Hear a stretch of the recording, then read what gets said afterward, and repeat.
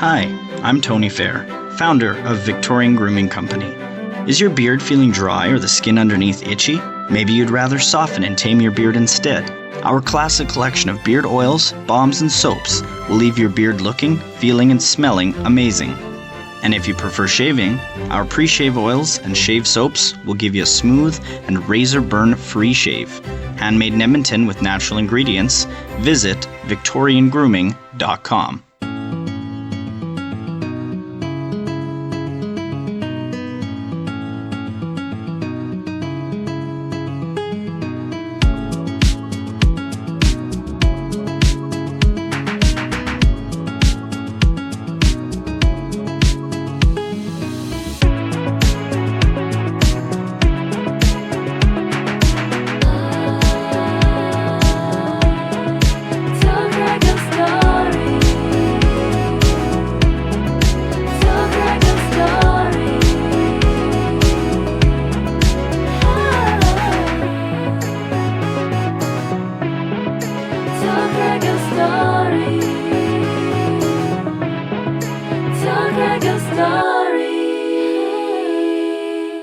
Hello everyone, Craig here. Welcome to another edition of the podcast, Tell Craig Your Story.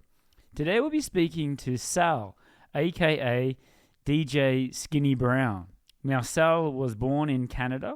He spent the last 16 years in Shanghai, and he has worked on Shanghai TV for the past 13 years, doing much of their entertainment content, celebrity, and entertainment news and interviews. And we talk about the interviews he did with Tony Bennett, Slash, and the Beach Boys. For 14 years, he's been doing a party called Popasuda at the famous Dada. And Vice TV did a documentary back in 2013. Now, Sal has been able to go all over the world doing his DJ. And he also writes feature parenting articles for Parents and Kids magazine. But before we go, please go to our website. We're at Podbean. Tell Craig Your Story at podbean.com. We have a link tree there which tells you where Tell Craig Your Story podcast is streaming.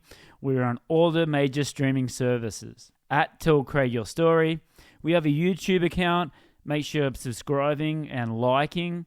We have VK for our Russian listeners and wechat for our Chinese listeners. All right, here we go. This is my chat with Sal, aka Skinny Brown, on Tell Craig Your Story podcast.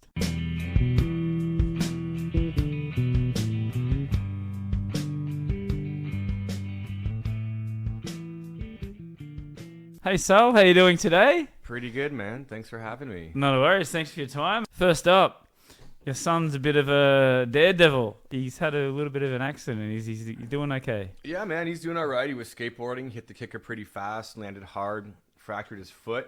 So I was kind of bummed out. That was like his entire holiday, which kind of sucked. It was also like my entire holiday, which kind of sucked because it was just like chilling at home. Like it sounds like butlering for like a small child the entire past week. Just like he can't move. Like he's immobile. So he's like, you got to get him stuff all the time. And like, you know, he's not trying to be like a dick about it. He's like a pretty nice dude. But kids by nature, they need a lot of stuff. So it's like, can I have that? Like, can you get that for me? So you can't really sit down and chill, you know? Yeah, I tried to watch TV and it was just like up every 5 minutes. Like, here's water, buddy. Oh, here's yours nuts you required. Here's like, and here's that like fruit bar you wanted. How old is he? Yeah. He's 9. He's 9 years old. Yeah. Oh, getting into that almost teenage couple years to go. Yeah, and all of his friends are like 25 to 35-year-old maniacs, so he's got a bit of an attitude. Yeah, so he's kind of, you know, he skates. It was cool. He bailed pretty hard. He was in the hospital, and then all the dudes from the skate shop, they're all a bunch of like 25, 27-year-olds. All like sent messages like, "Yo, man, like, come back and let's skate, dude." It was really, it was sweet. It was like a really nice thing to do. Yeah, so that's cool. Saw some videos of him skating as well.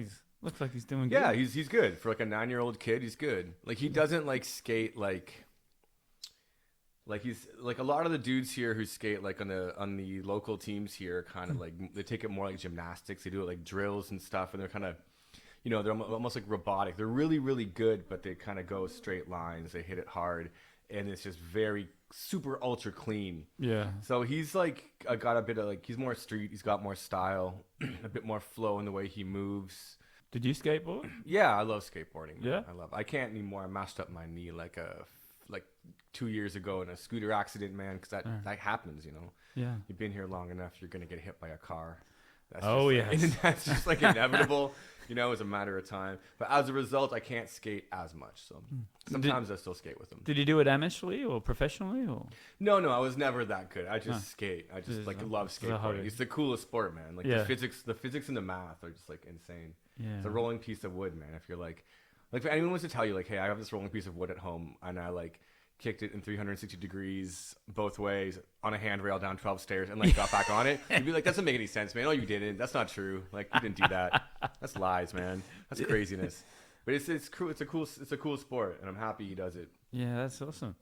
Just before we come here, you had a little adventure trying to get here. Oh yeah, man. Tried to come to your home. I went to the address which you gave me, which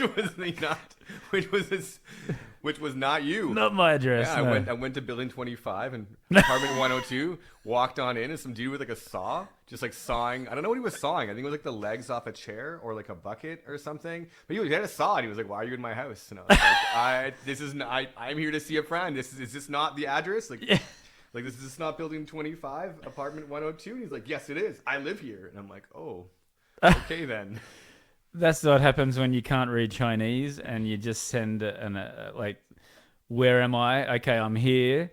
And yeah, it didn't send it to one. It sent it to. It's all right. He was like a really nice guy. Okay. He was just gave me the thumbs up that Chinese like Chinese is so good. He gave me like a solid like thumbs up, and I was like, yeah, thanks, man. Let's do this. Been a lot of like just screw faces today. You kind of just looking at you like what are you doing, man? Even at the restaurant. Yeah, absolutely. Yeah, those like old sushis are like serious screw face. Yeah. They saw the microphone like, oh, you're up to no good. So 14 years in Shanghai or China? 2008. So I don't know, 15, 14. I don't know. I can't do math. But yeah, it's been a lot of years. It's a long time. What was the initial reason for coming to Shanghai? What sort of motivated you? I was living in Japan at the time. I'd moved from Australia to Japan. I'd been in Japan. I was living in Japan for a year. You said you lived in Australia as well? Yeah, I lived in Australia for like a year, and I really liked it. Whereabouts? In a small town called Lismore. Oh, right. Yeah, big up Lismore, man. Mullumbimby, the Shannon, large up, big up, like New South There you Wales. go. Yeah. What a small world. Well, I'm from Newcastle. Lismore is probably like a... Oh. It's I drove my car there. It was like a 10 or 12 hour drive. It was a mission. Yeah. But it was cool. It was like, I like that neighborhood, man. It's just like macadamia farms and avocados and like hippies, man. Serious hippies out that way. Yes, the farm. But I'm going to retire out there, man. That's my plan. I loved it out there. I was working at a record store. Yeah, right. We were like 20 minutes, maybe a 20-minute drive from Byron Bay, from Nimbin, from there you go. The Shannon. Not even Shannon, the Shannon. Like, were you doing DJing in Australia as well? I was for a minute, and then I needed to like stay longer. I didn't want to like pick fruit or nothing, so I got a teaching degree. Right. So I went, and like it was the easiest way. It was like a 1-year degree. It was super chill. I didn't even really go to classes, to be honest. It was, I don't know. I just paid for it, and then I occasionally went to some classes, and they gave me a teaching degree. So I have a teaching degree now. There you go. But it gave me a chance to like live in Australia for like a year and I guess a year and a half. I loved it, man. It was super chill out there, dude. When I moved into my apartment, the dude, like the landlord, I remember he was like, look, man, I can't do a good. He was like, look, mate, there's a python on the ceiling. I can get him out for you, but if I do, you'll have rats. And I'm like, well, I don't want rats. And then like he straight up like, yeah. So the python was there, but I never really saw him. I just saw like a piece of him like go through this like little kind of really crappy ceiling boards. One was broken, like a little hole, and you just see like a part of his body go through it. Wow. But yeah, it was cool. Flying foxes, man. You know, like a fox with wings. Yeah. It's huge. It's like a dog with wings, man. Yeah. That's a real thing. People don't believe me when I tell them. I'm like, it's not bad. It's a flying fox, man. It looks like a fox with wings. It's huge. It's like, it's massive. And they go in flocks, man. Yeah. It's not like one or two of them, you know? It's a ton of them. Oh, yeah. And if you have like a fruit tree, they chill in your fruit tree and they crap on the hood of your car and they rust it out. It's like, dude, it's sort of like, that's monster shit, man. Like, its crap can rust your car. Like, that's madness if you think about that, you know? Yeah. Brown snakes and insects. Yeah. And did you see some shows there in Byron Bay? Yeah, I saw tons. I was DJing with Cora. They're like a band from New Zealand, like a kind of metal reggae band. I played with Fat Freddy's Drop. They came down and played a show. Pretty much like anything reggae related for like that entire year. I played all their shows. So like the only guy with like reggae. Right. So like proper Jamaican reggae. So they were like, come through and play some reggae. But yeah, I did a ton of stuff at the Beach Hotel, and I was playing at La La Land, some more houseier stuff, which was super fun. Yeah, it was nice, man. I really, really enjoyed Australia. That was like that was 2007. So I don't know. I'm not sure. Or 2006, sorry. So I don't know. I heard Byron's a bit different now. It's very touristy. Yeah, there used to be like tons of bands would just come through. Yes. Like amateur bands would just be playing like every weekend. They're still doing the big festivals there from what I see, like blues festival and jazz festivals. And I mean, Brisbane's cool too, man. I like Brisbane. Yeah. Brisbane's dope. Yeah, it's very close to the border there. I liked Australia. A tiny bit racist, but like fun racist. So I was like okay with that. Like a joking... No, like just serious? So silly. There's like a lot of like refugees and stuff down there. So like I remember like I was walking through this like parking lot like 4 a.m. after playing some gig in like Lismore. These dudes were like, "Hey, darky, go back to Uganda." Was it Uganda? Go back to Uganda. I'm like, no. Like, no way. We're really? Like, come on. No. Like, I'm like, you know, you can't be mad at that. You can't even be angry. Like, hey, darky, go back to Uganda. I'm like, oh, dude. You made my night, man. I'm in. Thank you, man. Thank you. Well, you just said that they're very well educated, but then you've got some that are not so educated. Yeah, I guess they're still gonna. I mean, if you're at the bar at 4 a.m. in Lismore, it's not like a. You know, it gets to a point where it's not super chill. Not too many lawyers or doctors. But it was still like super fun, man. Like, it's like super fun. I loved it. People were like lovely, and you know, they were really nice. And 90% of the people were like just gems. Yeah, absolutely awesome people. Yeah, very chill. And I relate that back to Canadian people as well, and Canada in general. I went there a couple months ago. Just a great vibe. Very chill. You were in Canada? I went to Montreal. Montreal's first time, yeah. It's such an underrated city. Yeah, and really just loved the chilled atmosphere. And they'd start speaking in French, and then I'd go, "Oh, can I get that from the menu?" "Oh, yeah, sure, no problem." Yeah, like immediately. It's like completely bilingual. Yeah. That city's so underrated, man. That city, like if you have got like a new idea, like art, music, like intellectual, literature, whatever, fashion, design, like that city just supports. Yeah, that city's so dope, man. There's so much music and like art and vibes. It's like every corner, every piece of that city's got vibes. And I always see like the Montreal comedy. Everyone had like sure. the big comedy show. Yeah, I actually saw Jerry Seinfeld there. It was amazing. How was he? Was he good? Incredible. Really? Yeah. Just one of those things that you want to tick off the list. Greatest. Yeah, he's a legend. So funny. That's dope. You saw him in Montreal. Yeah, that city's amazing, man. So when you left Australia, you went to... living in Japan for a year, 2007. I went on holiday, Thailand, and then my plane stopped on the way back in Shanghai. I was sitting next to this Italian guy, and he brought me over to... this Italian guy like lived in Shanghai. I had a 10-hour layover. He's like, look, man, it was like 10 a.m. I had the whole night.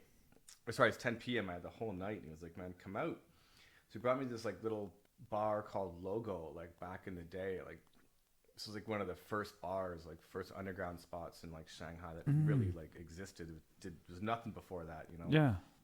Only season Logo. I went there and it was reggae, you know, they're playing reggae, which is like what I play. I was like, no way. So I was like, yo, man, if you have your stuff. And back then it was CDs. So I had my book of CDs and, you know, played a set, you know, during my layover, and it was awesome, and I loved it. And I just never got back on the plane. I had a 72-hour like transit visa. You know, I went back. The guy who ran that place, I'm not gonna say his name. He's a legend. He runs a bunch of spots. Yeah. He was like, you know, he helped me get a tourist visa.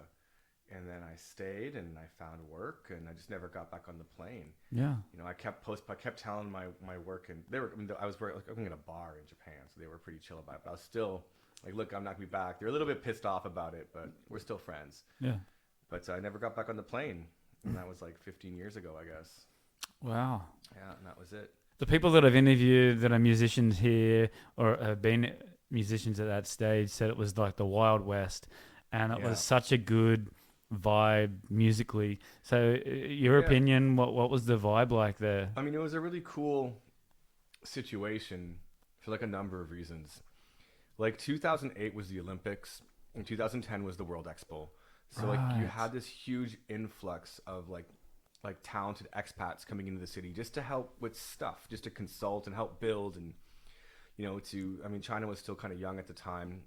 It was the first time China was like, hey world, look at me. So like a lot of people from all over the world were coming in who were like consultants and like artists and designers, and you just had this really cool eclectic crowd of like Laowais, and they were all kind of just centered in one area. They're all downtown, whether that be in the French Concession or in Jing'an.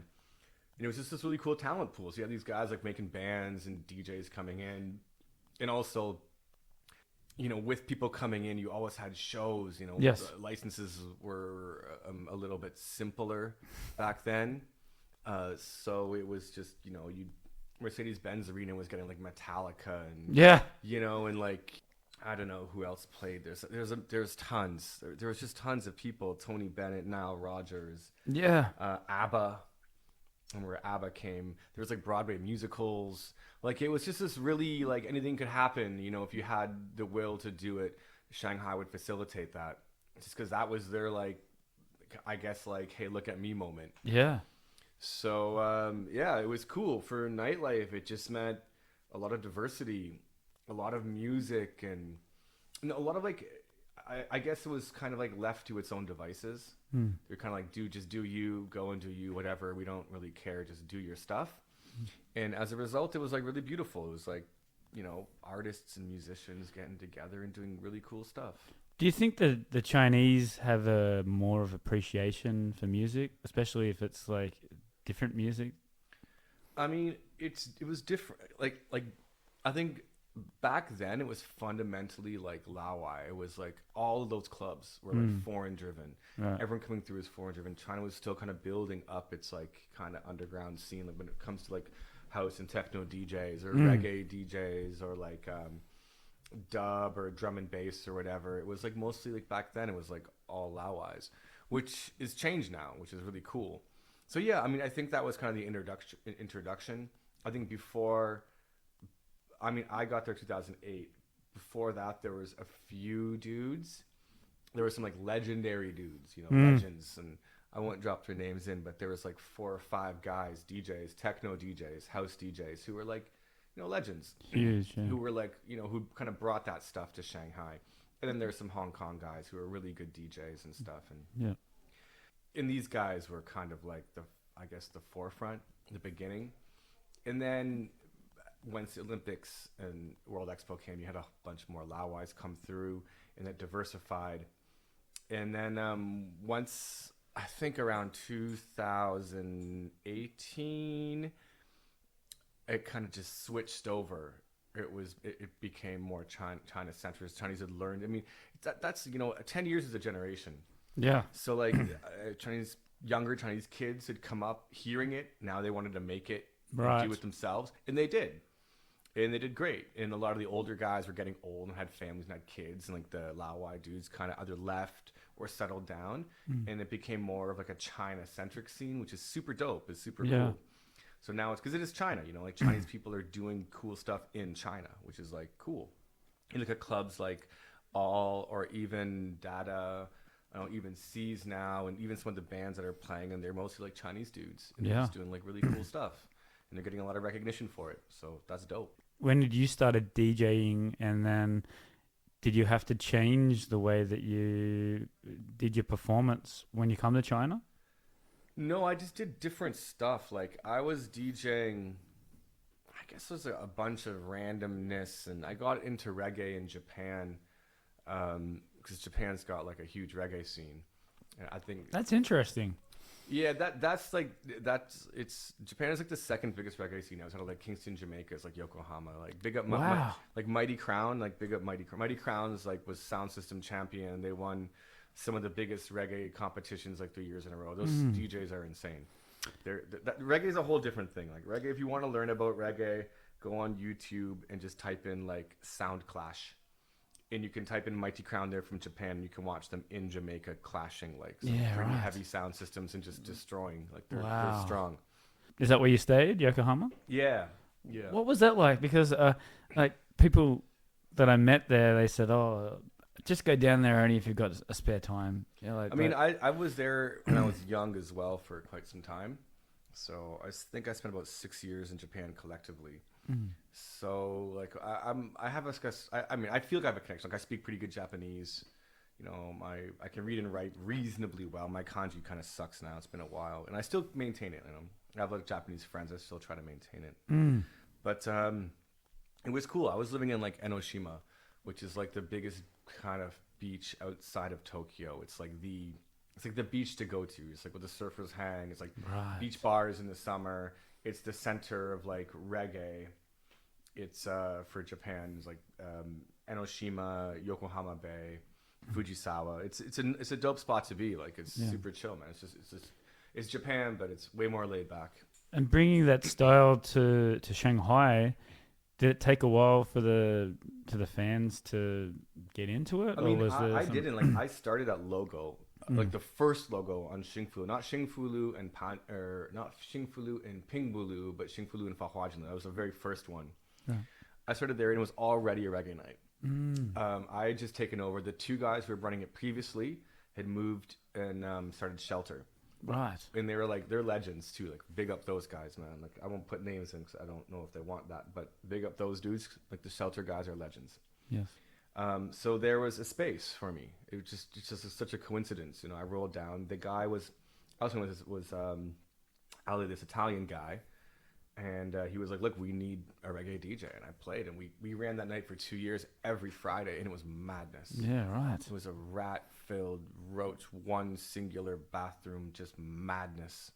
It was wicked, and we left for 2 years until they closed. And Dada opened up, and then I just stopped doing like reggae. I started my night Papasuda, yes, which crushes. Like it still crushes, you know. I love that night. So you're still doing that now, right? Yeah, I mean Dada Shanghai closed, so I don't really have an outlet for just that. But I take it to Beijing every few months, and I do, which is perfect to be honest, because I'm the only DJ, so I'm playing like 8-hour sets. Wow. So like I could do, you know, it used to be every month I'd go in there and kill, and it was sick. But now I could just I do it once every now and then in Beijing because Dada's there, and Dada's the club that kind of facilitates it.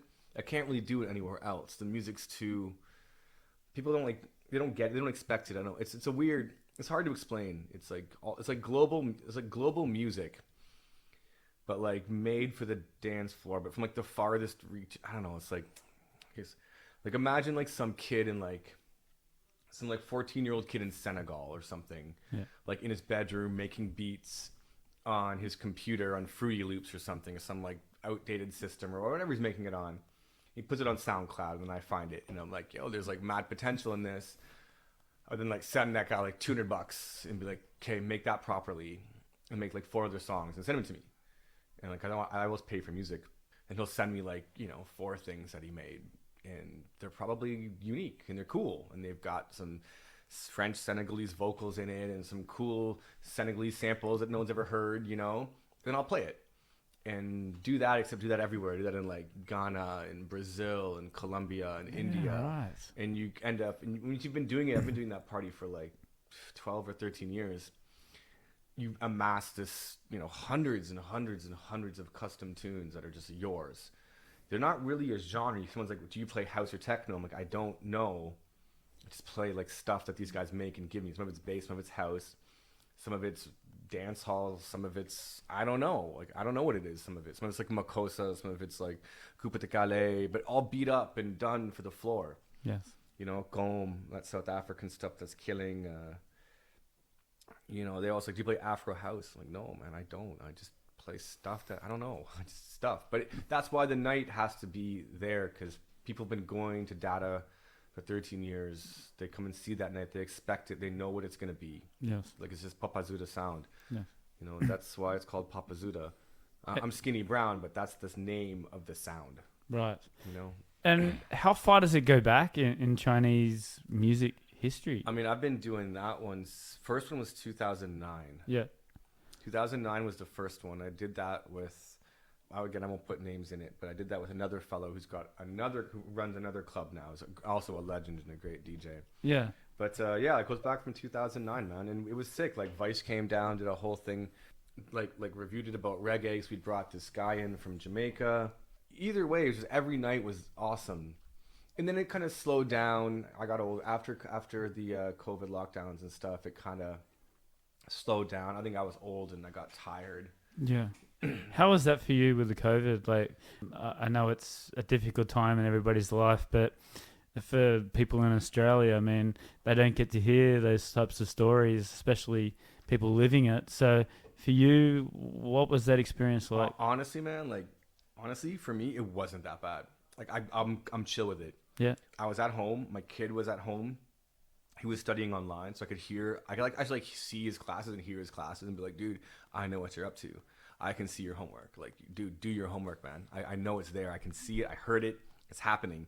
I really liked being able to see his shit daily. That was super cool. Yeah. In terms of just observing his education. For us, I don't know. I mean, stuff was a bit more expensive to get food. We had plenty. We weren't struggling, to be honest. I know a lot of people were, and I mean no disrespect to the ones who were, but we were chilling, man. Like, I got to work at home. I was rested. I wasn't waking up at 6 a.m. I was reasonably well rested. I was okay with it, man. Yeah. And I have a nice place. It's a decent spot. I've been here a long time. We set at a good spot. I had my girlfriend with me, my kid with me. We were just chilling. Yeah. Yeah, it was nice. You can do it as a positive and a negative. Like, you can be a negative and get all depressed and lonely, and then you can look at it and say, well, hey, these are the things that I want to do for the next time. I'm going to listen to new music, read a book that I haven't. I had, just before that, I had ordered, I've never really produced much. I don't really make my own music, right? I just kind of DJ other people's music. So I've always wanted to make stuff. So just before COVID hit, I had ordered an 808, a 909, a 303, and a MP. What's the Roland 404 sampler? Right. So I had all this time and I had all this equipment and I had all this, I MIDI patched it all together and I just made a bunch of music. And I built a live set. And as soon as we were back in the clubs, the very first thing I played a live set. It was dope, man. Played an hour and a half on those live machines. It was super fun with samples going off and really making stuff that I wanted to hear, which is really cool. I never had that chance before. And even now that I'm back out, stuff's open, I don't have time to do that, man. Yeah. COVID, I made music and I saved money. Yeah, absolutely. That was very cool to have that look at your bank balance and go, oh. Yeah, wait a minute. Oh, damn. It wasn't bad. And I got rest. I saved money and I made a ton of music. Well, there you go. Yeah. I was actually okay with it. Yeah. And switching topics, I do believe you've also, while you've been here, you've been on TV as well. Yeah, that was my first work here. I was an associate producer with Shanghai TV, and it was dope. Yeah, I loved it, man. It was the best job I've ever had. How did you get involved with that? Honestly, man, I just submitted my resume. Yeah, right. I always filmed stuff, and I had a small portfolio of stuff that I had filmed and little crappy travel blogs that you edit. And this is 2008, 2009, so it wasn't online video stuff wasn't super active, but I had enough. And originally they hired me for writing, right? So I was just writing and helping with scripts and stuff, and then I kind of moved up into production. I ended up in entertainment, just doing all their entertainment news and stuff, and it was the best job ever, man. I loved it, and I saw everyone there was lovely. It was great. I really, really enjoyed it. Were you on air or just behind the scenes? I was for a bit, but I'm a terrible host. I tried. I never knew where to put my hand. I was super awkward and stiff. I wasn't a good host, but I was on TV for a bunch, a whole bunch of stuff back in the day with City Beat. Right. Yeah, it was dope, man. It broke my heart to quit that job. Honestly, I loved it. What was the reason behind it, if you don't mind me asking? For quitting? Yeah. I mean, my kid had to go to school, and he had, international schools are expensive. So the international school offered me a job, and they're like, look, it was the devil's contract, when you sign your name in blood with a quill. And that's what it was. It was every stroke of that pen broke my heart. Because I was just like, yeah. So they'd give my kid free tuition, man. So I went and I taught at a school, which I'm currently doing. So I'm like, yeah, I'm doing that. I'm still working with them. I never wanted to leave media because I want to like go back and do it eventually, right? Like when I leave China, my kid doesn't have to go to international school. I don't have to pay like insane tuition. Then I want to be back in media. So I'm still working with the TV station now, like almost daily, like doing something just to keep my hand in that. Like editing, did you say? Yeah, sometimes editing, sometimes scripts. And like I know all the reporters there, and they're lovely. Like they know me, and I know them. They're really nice people. And like entertainment stuff is fun, man. Honestly, it's just chill and it's fun, and and the deadlines are chill, and it's just But when I just do whatever. I'd wake up at like 11. I remember like a few weeks I didn't even go to work. I was at home like a few weeks. That's the life. Yeah, right? It was great, man. I'd drop my kid off at kindergarten and come home and like go back to sleep, get up, like do a bit of work, make sure the footage was in line, and that was done. It was super chill, man. It was a great job. Interviewed 1 million people, like anyone who ever came to China. Yeah. Pretty much from 2009 until 2018. If they did something here, I interviewed them. Well, who's who? And I have a small list. Yeah, man. And on the top of the list is one of my top favorite guitarists, Slash. How did that all come? Absolute gentleman, man. Yeah. Absolute gentleman. Yeah, I love it. His name is Saul, which is also my name. There you go. So it sounds like a lame connection, but it was a random ass connection. It was like, Saul, I'm all. Okay. I'm like, hey, what's up? I know, man. I know. I did the research, man. I know. Yeah. Yeah, and it's crazy. Like if you interview Slash in like Canada or America, you would expect like, it would be like a group interview. It'd be like a kind of style interview. He'd sit down. Each guy could ask like a question. There was like 4 people there, man. It was like, and they mostly didn't care, It was like they would ask a few questions. They'd ask 3 minutes of questions, and they'd leave. But most of these guys have like in their contract like allocated media time. So I think he had about 45 minutes like media time. So everyone left, and he had like I don't know, like 30 minutes or something. And I was like, word, I was okay, cool, man. Like let's hang out. Like I still have more questions, man. Wow. And I hung out with him for like 30 minutes and just asked him stuff I wanted to know, and it was cool. I didn't know he was neighbors with Mr. Rogers. I didn't know that. I did not know that. Now I know that. But it was cool. And he told me like a bunch of stuff that was like kind of off record too, which I won't get into. Yeah. But it was really nice. I met him once in San Francisco. And you know how you meet your heroes, you've done a bunch of interviews yourself, and you go in and you go, okay, just a normal person. But I don't know just about him. He had his top hat on when I met him. He looked like Slash. He had the sunglasses. He just had that rock, and it's like, holy shit. Yeah, for real. Yeah, I think that's one of the first times I was like starstruck with someone. I was like, oh my god, like dude, Slash. You fit the whole. I had Appetite for Destruction when I was like 7, like on cassette. So I was just like, dude, like what? I can't believe this. When he's used to that too, I was, because you lose your shit for a minute. You want to ask him some real questions. It's some shit you want to surprise him.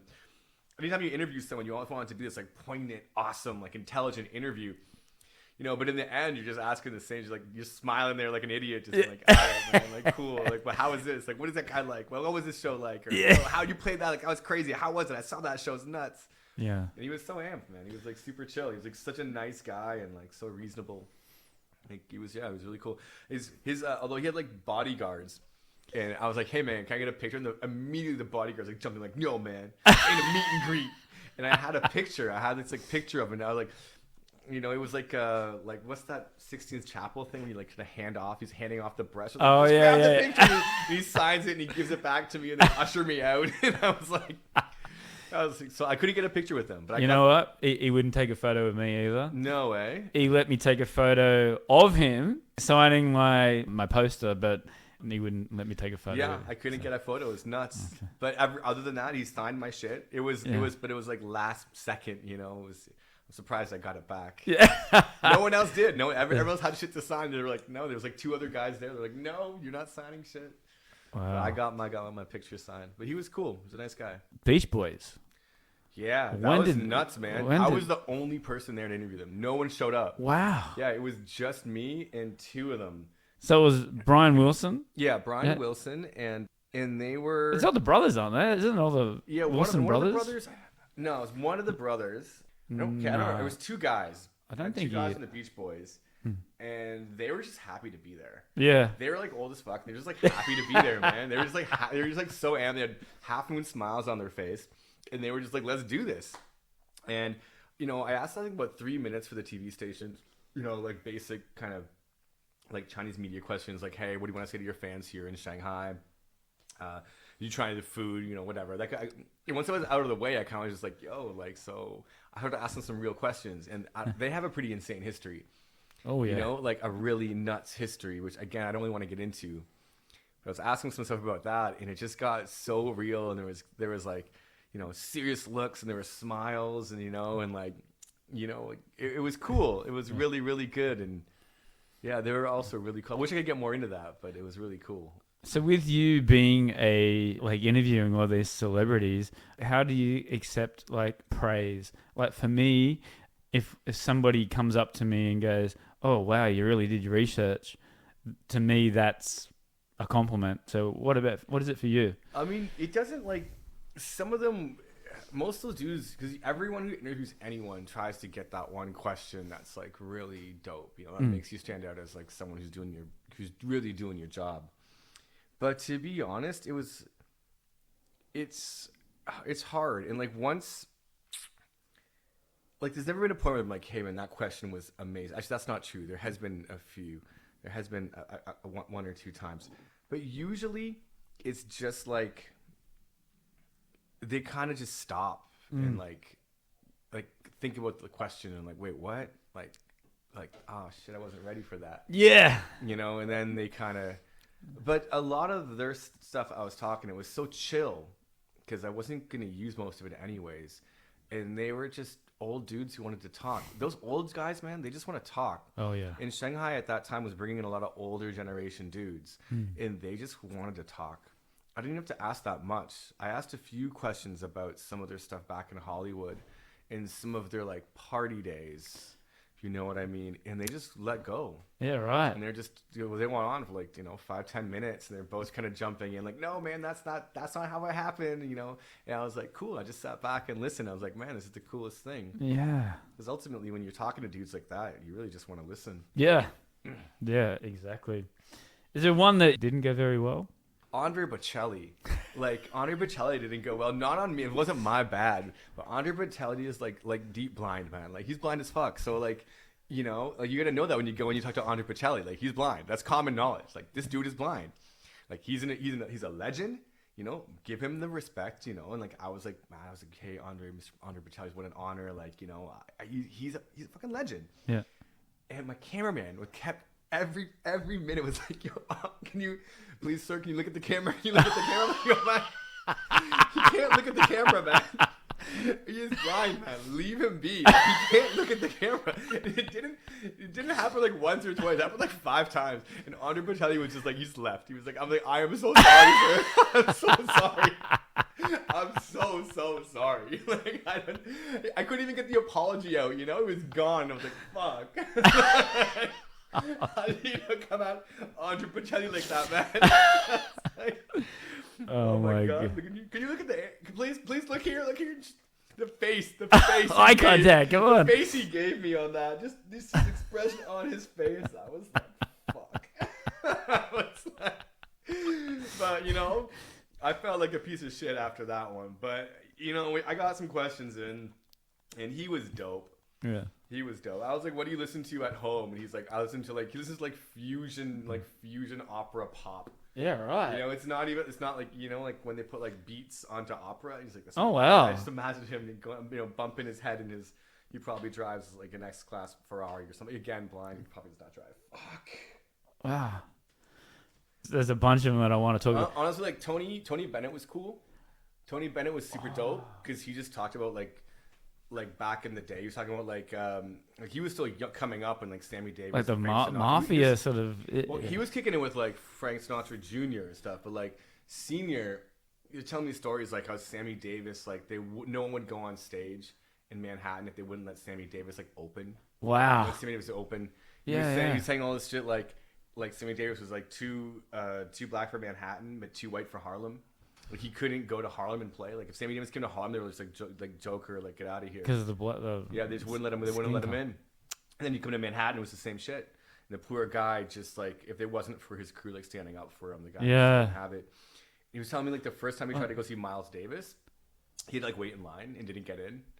He was like, I'm Tony Bennett. Like, we don't care. You went to Harlem to try to go see Miles Davis. Like, we don't care who the fuck you are, man. You don't fuck. Get who a the ticket. fuck are you, man? Line up. Wait in line. Wow. Tony Bennett's waiting in line. So I didn't even get in. Didn't get in. But I talked to him about like there's a lot of I think substance abuse back then. He was talking a little bit about that. He was like he must have been like 89 years old or something. He like just he was passed an old away dude. recently, didn't he? Yeah, very recently. He just wanted to talk, He just wanted to like hang out and talk. And he was like a really nice guy. Like there was no one. Again, it was just me and him. We were just sitting on this sofa, and he asked me what I wanted to drink, and he asked the woman to very politely ask the woman to come get me a beer, and he's just a perfect gentleman. Yeah. And just wanted to hang out, and it was really nice. Yeah. It was super nice. He was great. He was really great too. If you're an interviewer and you're comfortable, you want to come in and you just want to listen to them, they just fall into it, and they just. It's been an hour. Yeah, you know what exactly. I mean? Someone has to come along. It's usually like whoever comes along, PR or whatever. They're like, "Yo, let's get having them on the show." Yeah, like we're done. We gotta go. Yeah, but it's great. And every time they always give you like media passes, so you can watch the shows and you just chill. You're in the box just chilling, or you're backstage chilling, and it's super nice, man. So do they tend to be a group thing like in the US and Canada where it's the whole bunch of media and? No, it's not. It's like usually like with Tony Bennett, I was the only person. Right. Yeah, like with Slash, there was like 3 guys. Why is that? Is it just that that not huge here? I mean, no one. It's a smaller market, I imagine, and it's also less media. You've only got like 5 or 6 outlets here that are covering stuff like that. Whereas in the States, you'd have like a bazillion magazines who are like, "Cool, let's go get this interview." Most of those guys are kind of used to it, and it's cool. It's way cooler out here because there is like less media. So you're just hanging out. It's just you and this dude kicking it. Yeah. There was some, like, I remember hanging out with Reverend Run from, like, Run DMC, and we were just talking, like, it was just me and him, for, like, probably, like, 40 minutes or something, just talking about, like, hip-hop. Yeah. Like, what he's listening to and what he feels, and, I remember he had, like, a stomachache. He had, like, bad, like, diarrhea or whatever that day, so he was, like, all pissed off. He was late for it. He was all bitter when he came up. He's already, like, a kind of a cold dude, I was talking to this dude. He was just telling me, he was just, like, grumpy. He's like, "Oh, man, like... It was about Bronx, man, back then. Oh my God, they fly me around the world, man. I sing the same 8 fucking songs. I don't sing anymore, man. I just want to chill out, man. Just find me a nice bathroom and a big screen TV, man. I'm old." And I was just like, all right, man. Like, cool. Yeah. But he was chill. Yeah, a lot of the dudes. Nile Rodgers is a legend, man. Big up Nile Rodgers. Nile Rodgers was like the king of disco. He produced like Diana Ross and Madonna and Tina Turner, Lolita Holloway and Donna Summers. Oh wow! He's Chic Cher. He's the baseline for Rapper's Delight. He was telling me. I remember he told you he was like the first time I heard that he was at a party. He was like some dude's party, and the DJ was playing Rapper's Delight, which is the baseline for Chic Cher, which he played. That's his baseline. And he thought the needle was skipping. He's like, "Why does it keep playing over and over and over?" And he went back and he's like, "What the hell is that?" And it was the white label for Rapper's Delight. And he was like, "You better put my name on that shit, man." And they did. And they eventually did, and you got credit for the bass line. Yeah. It's just nuts, yeah. So, talking about like the way of rap and DJing, where do you see the future of it, especially here in Shanghai? You said that there's more Chinese people doing that. So what's in your opinion? What's the future? Be definitely more commercial. Like, is that a good thing or a bad thing? It's both. It leaves less space for the underground, but it makes more money for musicians who, I guess, have the chance to get that far. I think it's going to be a lot more like Singapore, where you're seeing like more clubs and shopping malls. If we are looking at the new ones in Fushing Park, it's like kind of like Disneyland complexes for clubs, which could be good or could be bad. I mean, it doesn't necessarily mean the music won't be good. A lot of the big clubs around the world have gone that route, have commercialized their clubs. I mean, you look at Berghain and in Berlin, like you can't just walk in there, like most 90% of the guys who try to go up there on a weekend aren't going to get in. Yeah. And that's kind of a vibe. It's its own thing now. You know, it also, like, let's be honest, like, it's hard to make money if you're underground. It's hard to put yourself on the map if you're underground. So at least it gives them, like, a commercial avenue to find some more global success. Can you do it amateur and still do that full time, or do you have to have like a? You can, but clubs don't really. No club DJing you can't unless you're at a really high end sphere of DJing. You're not going to make a ton of money. Right. There's only a few clubs that really pay proper. Big up Dada, they're transparent. They always show you what's up, and those guys are honest.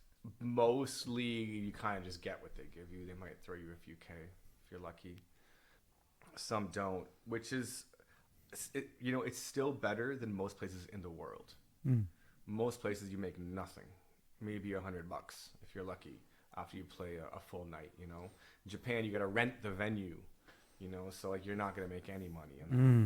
You're also involved in the Kids magazine. Yeah. Tell us I write a little bit for about that. Parents and Kids in Shanghai Family. I used to write a column called Deadbeat Dad for Smart Shanghai. That was both like, it got some good and bad reviews. But that's when I was kind of when I first had my kid. You know, when you're like, you know, we're dealing with a 2-year-old on your own. Deadbeat Dad was fun as hell. Read that. You're gonna hate it. If you're like, yeah, you might hate it, but you might like it as well. I don't know. But the ones I do for parents and kids are like definitely more kind of matured and more nuanced.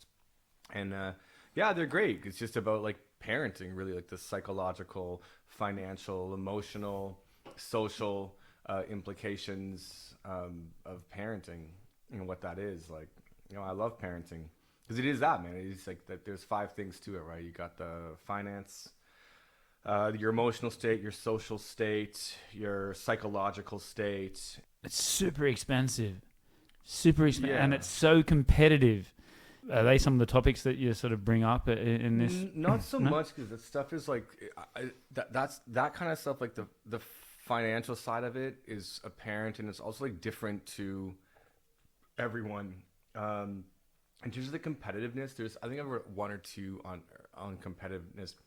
It's mostly just about like expectations and like just managing your life well, I suppose. I think the last one was about So are you interviewing people, or are you no, just from personal experience? It's just perspective. Right. I Okay. suppose. And they're cool because they usually give me like the feature, which is really nice of them. And it always gets a really good response. I'm trying to remember. The last one was about it's called like midlife something. It's just like getting older and trying to balance your life while also trying to balance the needs of your child. Is like parenting isn't really a hobby. I know a lot of people think like I'm a mom, I'm a dad, like that's what I do, but it's not. Like that's a duty, it's a responsibility, you know. And some might even say it's a nature.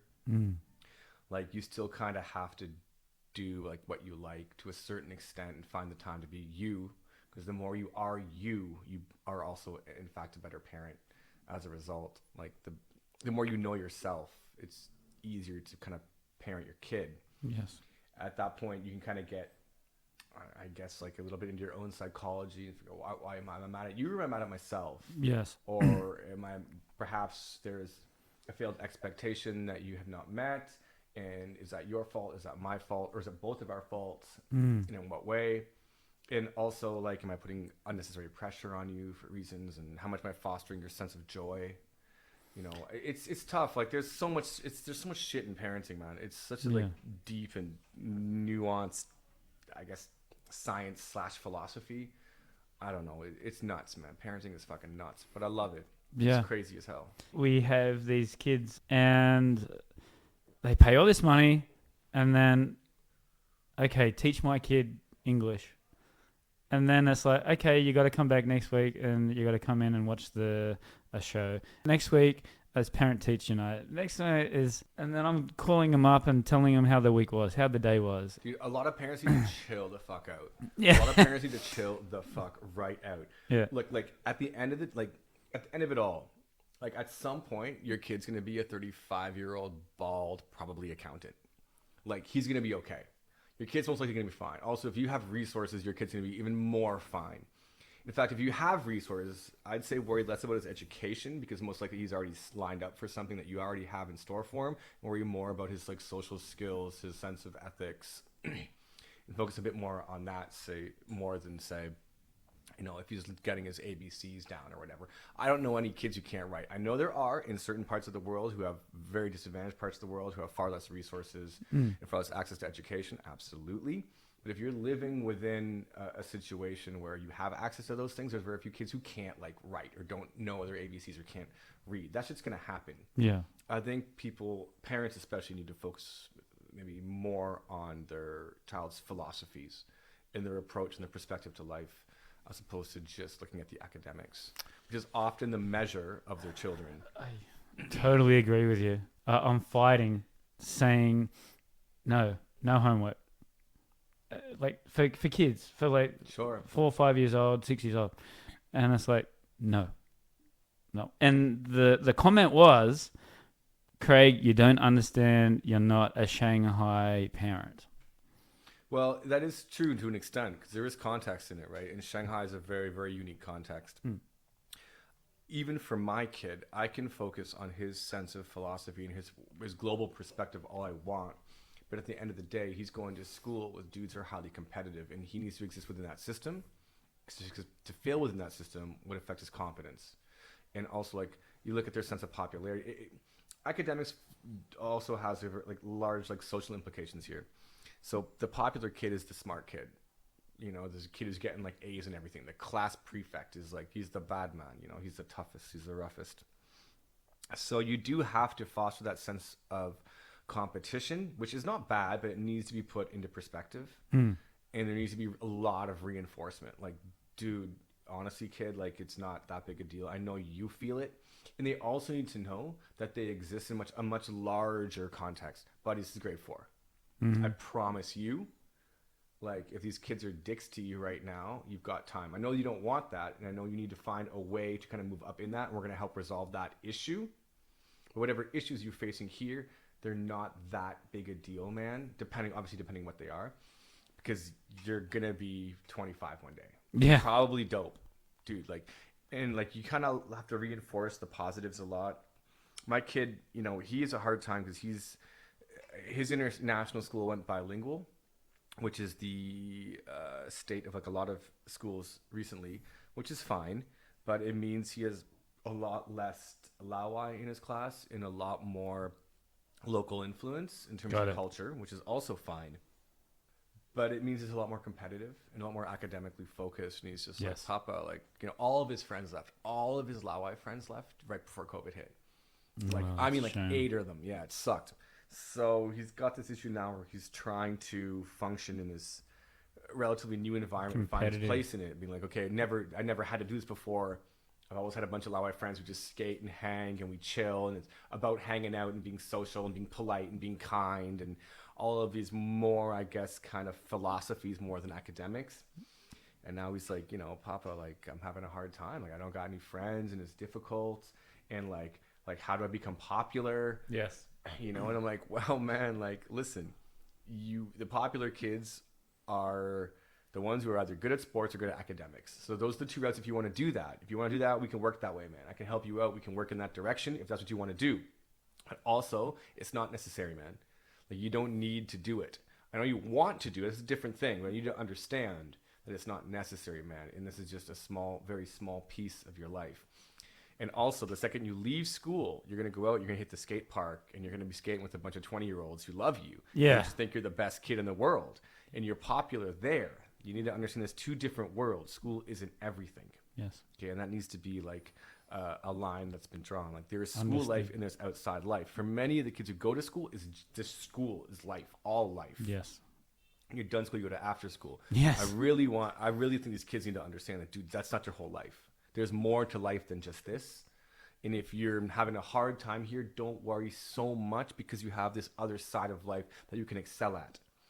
So I think that needs to be something that is like made prevalent, especially with small kids, man. Because small kids, they're growing up. Like, I look at some of the kids my kid hangs out with, man, and these kids are intense. Yeah, very intense. And you're only a kid once. Yeah, you know. Enjoy it. Enjoy it while you can. Yeah, I mean, just try to find the balance. Yeah. Like, it's hard to teach a 9-year-old perspective. Yeah. He's been on the earth for 9 years. That's right. How much perspective can you really gain in 9 years? Yes. but you kind of have to put it in perspective for them. Well, they're putting perspective when they're 3 and 4 year old. I mean, that's hardcore. Yeah, it really is. They should be learning about manners and behavioral. I mean, it should be all of it, but it should all be kept within, I think, a certain balance. And also there should be like, look, man, academics aren't the whole world.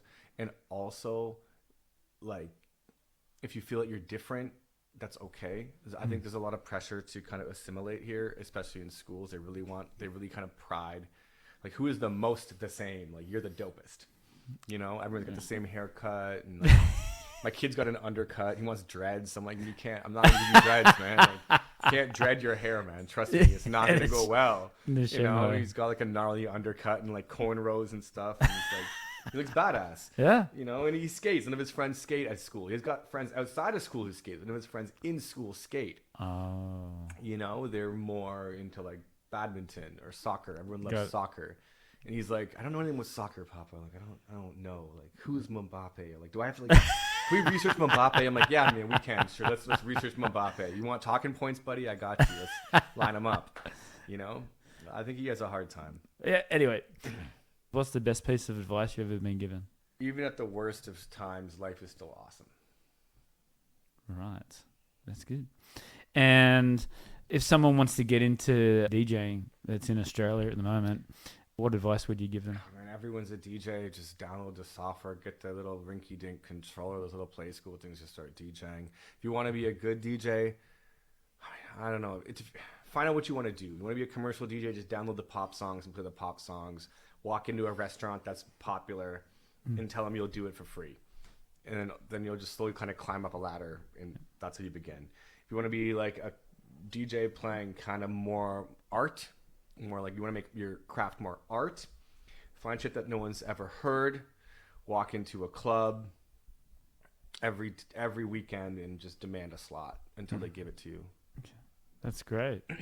Your top 2 or 3 as of today, what are your top 2 or 3 favorite artists as of today? Someone I can always listen to. All right, Smashing Pumpkins. I'm going to get backlash on that. But Siamese Dreams, only Siamese Dreams. Great album. Nothing else. Siamese Dreams is dope. The Juggernauts, this is Brooklyn hip hop collective. I don't know if you guys know them, but you should.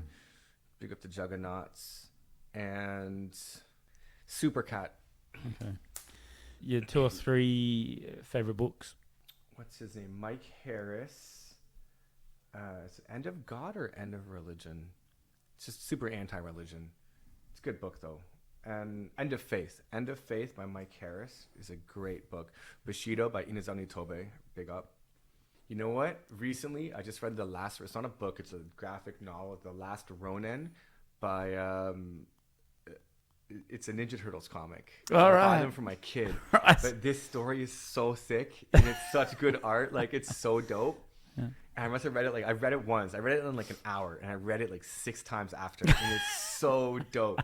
It's brand new. The Last Ronin. Read Last Ronin. It's the newest Ninja Turtle comic. Got it. It's not for kids. It's definitely an adult comic, but it's so sick. Awesome. Like, all the turtles are dead. You know, they're all dead. Really? There's one alive. He's got no mask on, so you don't know who he is because turtles just look like turtles. Oh. And he's just trying to avenge the death. He's like an old man. He's just trying to avenge the death of his brothers and his masters. Wow. And he's cutting through New Tokyo, which is a cyberpunk city of Tokyo, to fight Karai's daughter, who is the last descendant of Shredder, and it's gnarly as fuck. It's like blood and guts. It's so like touching. Right. Like it'll bring a tear to your eye. Wow. And at the end, I don't want to spoil it, but it's just such a sad ending. But it's great. Wow. It's a great fucking book. 2 or 3 favorite movies? Natural Born Killers. Come on. Be Kind, Rewind. And Back to the Future 3. I just watched the musical in New York on Broadway. For what? On Broadway. Of Back to the Future? Yes. What? I didn't know that. There's a musical about that? Just come out. No. Last month. Is it sick? It's amazing. No way. They've got like the flux capacitor and the time machine. and it goes up and it turns around and Like visually, is it sick? oh yeah, it's amazing. Really? Yeah. So they changed that. They don't shoot him anymore. They don't shoot him. He takes some sort of chemical. Oh, I see. Yeah. I see. So politically, yeah. Oh, he said the Arabs were, didn't he say the Arabs were coming right, against? the Arabs. Yeah. So they politically they can't do that. So they changed the story to. Oh man, they should have let that shit ride. He took some plutonium or something, Right. something like that, and then That's right. yeah. Doc, right? The Yeah, shoot yeah, Doc. Doc. Yeah. So it was pretty much all Back to the Future 1. The Middle East. And Doc Brown. yeah, he goes back into the future and he runs into the hay thing, and yeah, it was really cool. I love Broadway musicals, man. I don't like cats, fuck cats, but I saw Wicked here and I loved it. I got tickets to Titanic. Oh, wow. So I'm gonna go see Titanic next Saturday, I guess. Not this one coming, but not tomorrow, but the one after. I'm gonna take the kid and take my. It's really cool. Shit. Yeah, all right. 3 places you've been to, and then 3 places that you want to go to in the future. Man, Mount Koya in Japan, Koya-san, where they bury the emperors and stuff. Redwood forest on a mountain. Redwoods are enormous trees. Redwood forest on the mountain. There's no hotels. Like you have to ask. They let you into the temples if you're cool. They let me in. I stayed a few months with those guys. They kicked me out for having sex, which happened. That's how it happened. Those rice paper, they're rice stores, and they don't like block anything. Yeah. So they were pissed about that, but they're still cool. I still talk to the monks. That's a dope place. Go to Mount Koya, Koya-san, Rio de Janeiro, Brazil. Agreed. Their sound is so gnarly, so dope, and like their vibe is so rad. Miss that place. Spent a couple of years in Rio, and Rio is dope. Hang out in Rio. You know what? Fucking Montreal. Montreal's sick, man. Like every time I play a show at Montreal, standards are so high, but the quality of like art, the quality of I play at clubs with the best sound systems I've ever seen in my life. Like, their standards are so high in everything they do. Montreal's dope. Whether you're like, getting a sandwich on the street, it's like the best sandwich you're gonna have on the fucking street. If you go to like a club, it's gonna be the best sound system you've heard. You go to an underground club, it's gonna be the grimiest club you've been to. Like. That was great. The underground club that I went to was amazing. I played a dubbed reggae party in the basement of a Jamaican restaurant with exposed pipes. And if you jumped, you'd hit your head on them. And they were serving beer out of paper cups until like the sun came up. It was fucking rad, man. Yeah, right. It was so dope. Wow. Yeah, big up Montreal. Last one. Who's your greatest inspiration / hero and why? Maximiliano. You know what? Maximiliano Pure. Just dude, this exchange student when I was in university.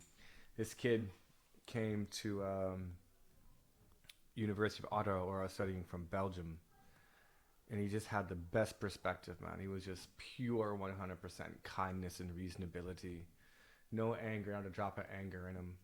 And I spent a year hanging out with this dude, and it had I think a large effect on how I function with the world now, and how I like maximize my sense of kindness as best I can.